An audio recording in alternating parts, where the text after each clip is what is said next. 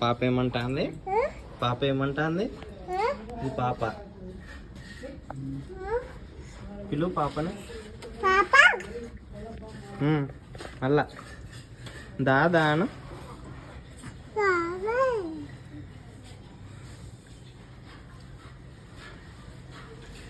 ఒక్కొక్కరిది తాల్చిన దాన్ని మొత్తం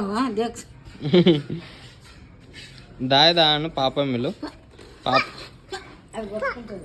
పాప అను పాప. పాప అమ్మా